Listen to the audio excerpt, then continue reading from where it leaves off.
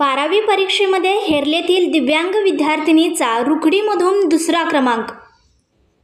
महाराष्ट्र बोर्डाचा 12वी परीक्षा 2024चा निकाल जाहीर झाला आहे।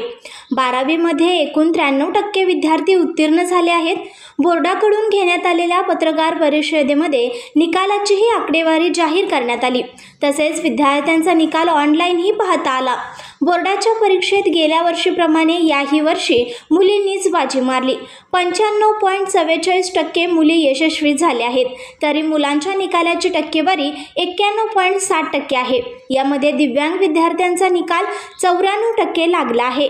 महात्मा गांधी ज्युनियर कॉलेज रुकडीमधील भाग्यश्री संदीप जाधव राहणार हेरले या विद्यार्थिनीला 89% गुण मिळून दुसरा क्रमांक मिळवला असून तिचे सर्वत्र कौतुक होत आहे।